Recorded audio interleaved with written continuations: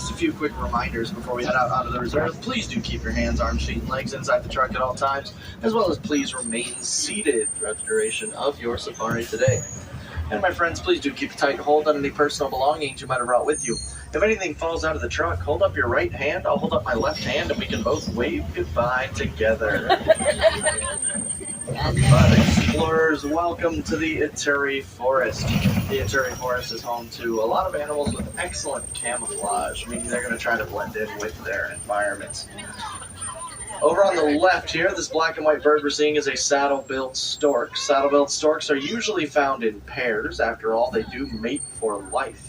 Now, I think they have such great relationships because saddle-billed storks do not have vocal cords. But what they do have is a 9-foot wingspan. If you take a look above you, 9 feet is about the width of the canopy of the truck. Over on the left, those are bongos. Bongos are nicknamed the ghost of the forest because they are so rarely seen, and their horns are bent backwards so they can run through the trees and the bushes without getting snagged.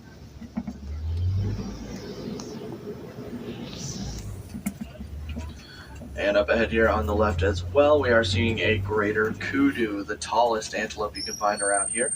We can tell that that greater kudu is female because she doesn't have horns. Male greater kudu will have long black spiral horns. And down there in the corner, you can just barely catch a glimpse of an okapi down there, way back there, just behind the rocks. Now, the okapi you might think is related to the zebra because of those black and white stripes on their legs, but they're actually the closest living relative to the giraffe. Now, because they're related to the giraffe, they are going to have a prehensile tongue, meaning they can use their tongue to grab things like we would with our fingers. Us here in the Western world, we actually thought the okapi was a mythical creature. We didn't even see one out in the wild for the first time until 1901. And over on the left here, of course, we are seeing a black rhino here in the middle. The black rhino weighs in at about 3,000 pounds, so they are actually a little smaller as far as rhinos go. Unfortunately, black rhinos are being poached for their horns made of keratin. Keratin is what our hair and fingernails are made of. Unfortunately, there are less than 5,000 black rhinos left in the entire world. Poachers believe that their horns have medicinal properties, though I'm not sure what medicine they're making from fingernails. Unfortunately, several different rhino species are being poached for those horns. Northern white rhinos actually face extinction, with only 2 left in the world.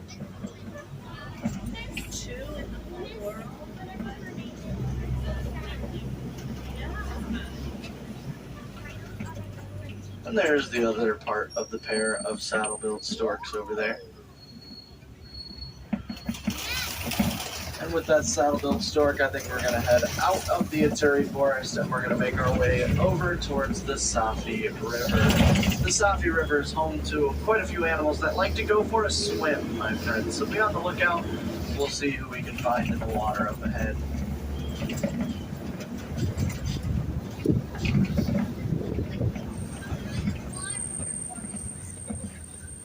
Over on the right-hand side, a couple Nile hippopotamus in the back corner there. Hopefully we'll see a few more as we come around the bend. But the Nile hippos usually spend most of their day in the water to keep cool. They are going to prefer to come out at night. Now, because they spend so much time in the water, of course they can swim, but you'll find they usually prefer to sink to the bottom and walk. After all, hippos can hold their breath for about 8 minutes at a time, and they do weigh in at about 4,000 pounds. Don't be fooled by their size, though, my friends. They can run on land at about 25 to 30 miles per hour. That's real bad. That's a baby Nile hippopotamus back there in the back of the group. Just ducked underwater there. I know, I'm watching. Now, what looks like a row of front teeth for those hippos are actually ivory tusks, just like elephants have. The hippo's ivory tusks are self-sharpening. As they open and close their mouths, the tusks will rub together down to a point. And over on the left, of course, we are seeing some Nile crocodile. The Nile crocodiles have a bite force of about 2,000 pounds. They are going to get about as long as a giraffe is tall. That is 16 feet. And And they are also excellent parents. Like any good parents, they are going to roll their eggs around in their mouths to encourage the young ones to hatch faster. But we are going to say see you later, alligator, to those Nile crocodile, and we're going to head down towards the savannah. The savannah is home to some of the more iconic animals we can hope to find around here. So, my friends, Twende, let's go.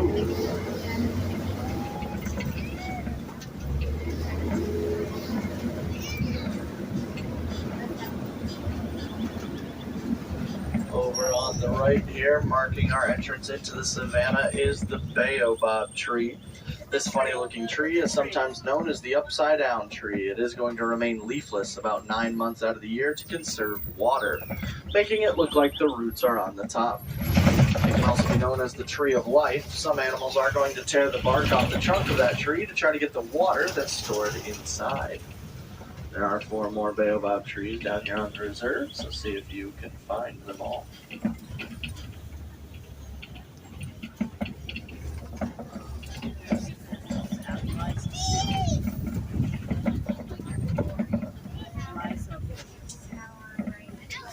Over on the right-hand side, of course, we have some white-bearded wildebeest. The white-bearded wildebeests make up the largest herds you can find on the savannah.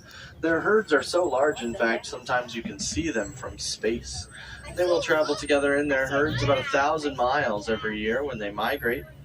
The name wildebeest comes from the language Afrikaans, meaning wild beast.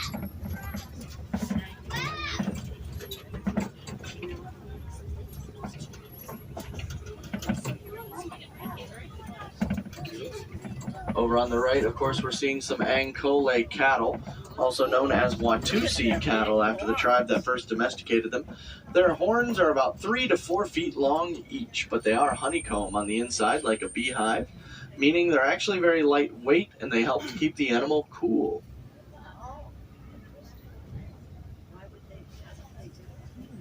They are the only domesticated animals out here on the savannah, and the earliest records we have of Ankole cattle being used as working animals dates back to ancient Egyptian hieroglyphics.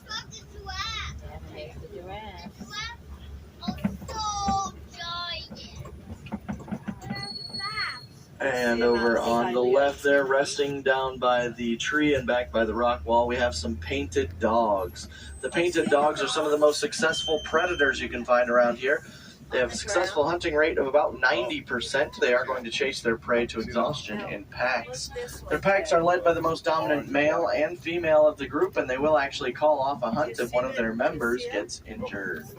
Now, over on the right, we have a group of Maasai giraffe. We can tell those are Maasai giraffe because of the rough, irregular pattern they have on their coats. Giraffes are going to spend about 20 hours of their day eating, and they're only going to rest or sleep for about 4 hours in a day. And their tongue is a dark gray and bluish color. That dark coloration is to stop their tongue from getting sunburned. Over on the left, those antelope way back there by the trees, those are sable antelope. They are very brave. They are actually some of the only antelopes that will stand up to a lion and win.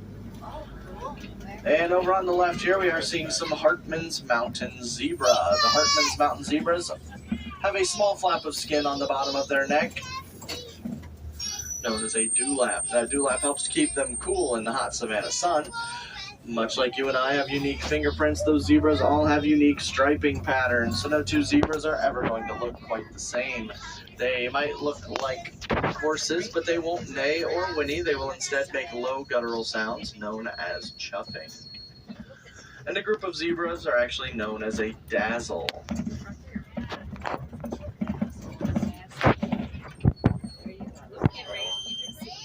Oh, this guy's gonna cross the road. We have to wait and let him.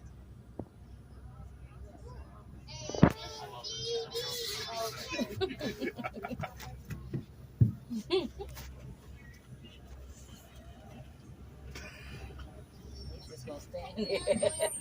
Of the guy crossing the road.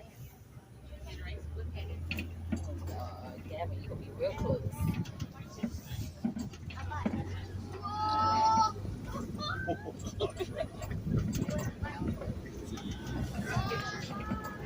Now, a group of giraffe is actually known as a tower.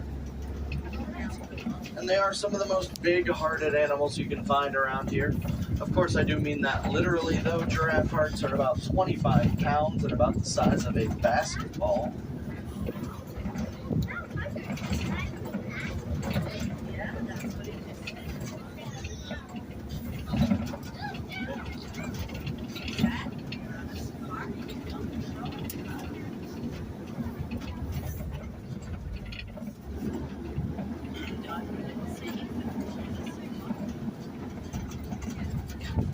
Over on the right, in some of the taller grass, the small antelopes over there are springbok.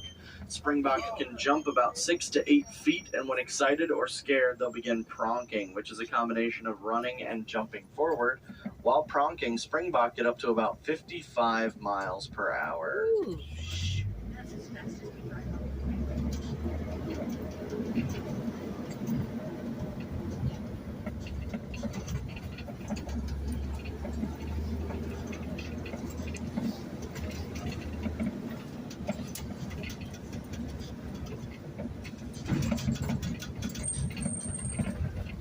Another tree. As we continue on up ahead here, we are making our way over into elephant territory. So be on the lookout for any African elephants up ahead. Elephant territory, though, is also marked by Monkey Point. So be on the lookout for any monkeys we may come across up ahead here as well. This is where you need to have your sharp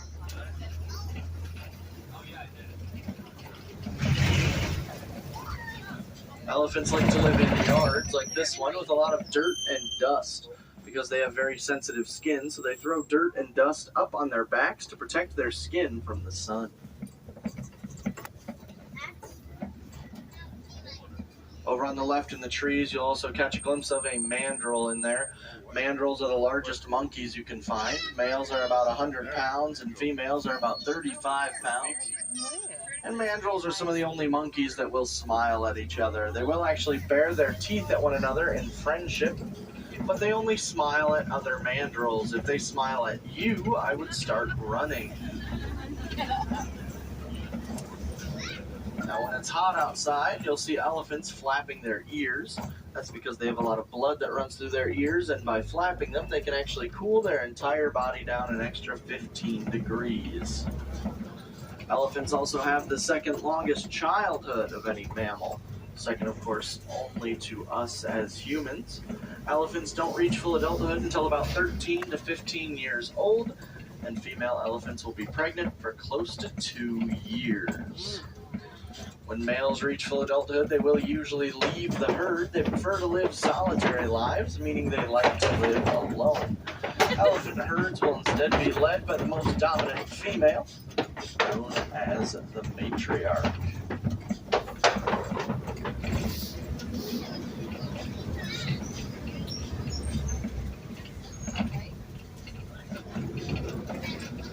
As we head deeper into elephant territory, we find ourselves in some red clay pits.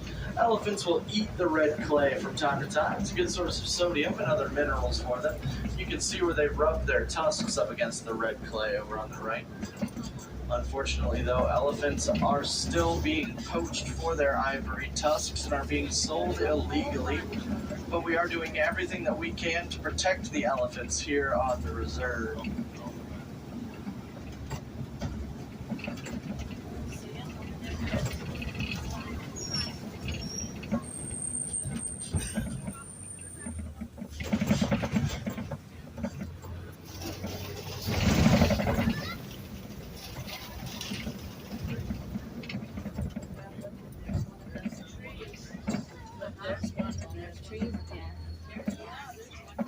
You might notice there are quite a few fallen trees around here, and that's no accident.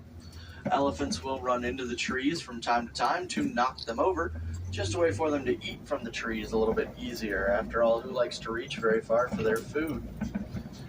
Elephants will eat about 300 pounds of food every day, and they can hold about 5 gallons of water in their trunk at one time.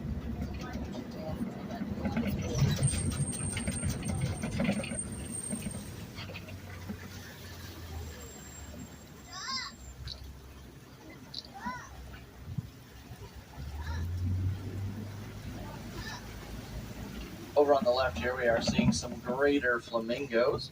Greater flamingos are the tallest of the flamingo species, at about 5 feet tall, but they are also the lightest pink. Flamingos are born gray, but over time, as they eat their diet of brine shrimp, the gray feathers begin to turn the pink color that you're used to.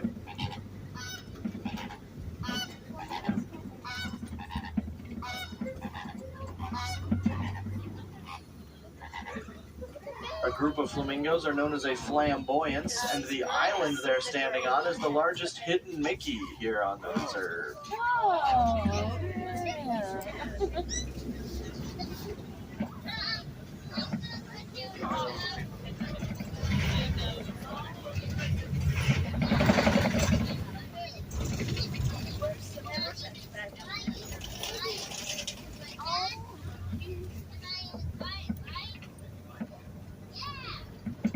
Over on the left, those are mud pits. Rhinos will often use mud as a way to cool off and coat their skin in mud to protect it from the sun. And sitting down over there by the warden's truck on the right, way down there down the path, those are ostrich. The ostrich are the largest birds you can find. They are flightless, of course, meaning they can't fly, but they will use their wings to change direction while running. An ostrich can run at about 45 miles per hour.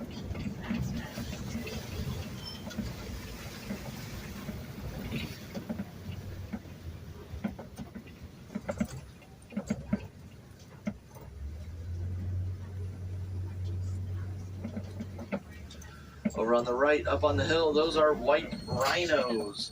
The white rhinos weigh in at about 5,000 pounds. They can run at about 35 miles per hour. And a group of white rhinos are known as a crash. White rhinos don't have very good eyesight. They can only see about 10 feet in front of them, but they do have excellent hearing. Their cone-shaped ears are perfect for picking up all of the sound around them.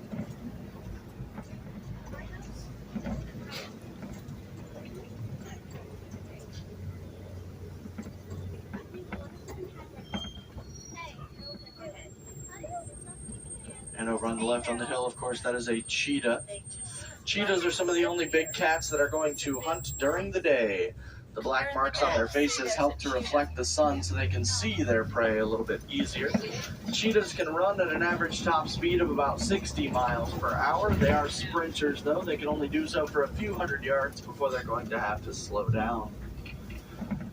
Cheetahs have claws that don't retract, giving them a little bit more traction when hitting high speeds, and they'll use their tail for balance as well as for help turning while running.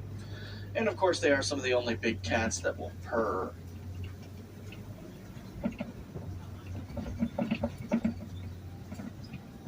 This is a formation of Kopi rocks here on the left.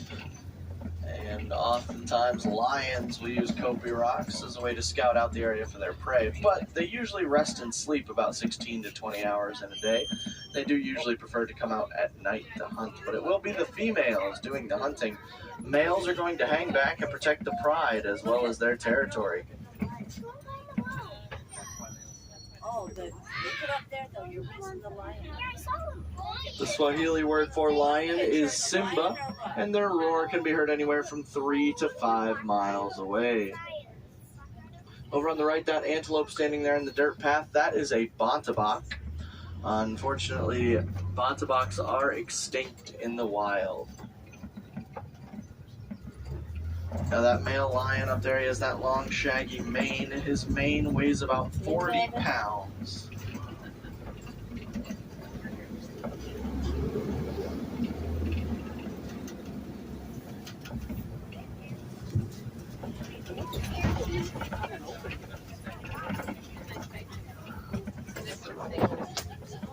Over on the left here, we have some burrows, and where there are burrows, you can usually find some warthogs.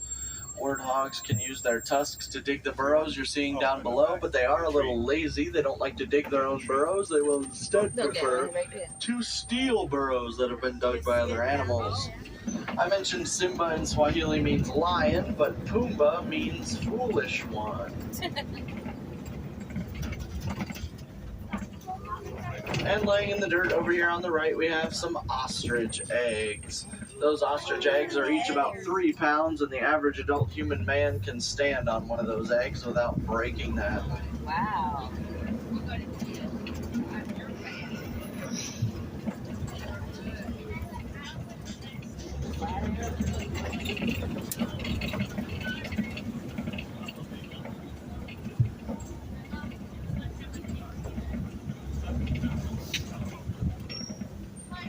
Now we are crossing over here into Magadi Glen. Magadi Glen is where the warden has their post. The warden does like to keep some Nigerian dwarf goats out here. The Nigerian dwarf goats are very playful. They are going to play not just for fun, but also to mature physically, as well as determine who will be the most dominant member of the group. The warden is going to sell the goat's milk to the locals. It helps the locals to rely less on the other more endangered animals we have on the reserve. And the goat's milk is very nutritious, so it makes a great substitute, and everyone wins. But my friends, the warden's post does mark the edge of the reserve, so unfortunately we are heading back. My friends, I do hope that you had a wonderful safari and saw all of your favorite animals out there. I would ask when you get home, do tell your friends and family about the animals you saw today. A lot of them are endangered and they do need your help. Help starts by raising awareness about the animals, but if you would like to take the next step, I would encourage you to check out the Disney Wildlife Conservation Fund. You can head over to any shop here today at Disney's Animal Kingdom and round up your purchase to the next dollar. Disney will match your donation, and it does help us to continue to take care of the animals here in Harambe, as well as help other animals around the world. We do hope that one day these endangered animals will once again flourish in the wild. But until then, my friends, no amount of help is too small, and change does begin with you. So go out there and make a difference for these animals, my friends. If you can dream it, you can do it. And of course, they are counting on you. But of course, my friends, there are plenty more animals to see out here today. I would highly recommend you head over to the Gorilla Falls Exploration Trail, where you can see some western lowland gorillas, meerkats, some more okapis, zebra, a lot of other cool animals around here. You can also head over to Asia and check out the Maharaja Jungle Trek, where you can see animals such as tigers, Komodo dragons, even some giant bats. If we have any wilderness explorers on board today, you do need to know that you have been aboard the Simba 1. And of course, if you have any questions, feel free to come up to the front of the truck after we dock. My windows are quite literally always open. But my friends, here in Harambe, we like to say Kwaherini, which means go well. So Kwaherini, friends, go well, go wild, have a fantastic rest of your day. My friends, over on the right, watch your hands, arms, feet, and legs. Doors are sliding open. Kwaherini, friends, go well, go wild, have a great rest of your day wherever your adventures may take you.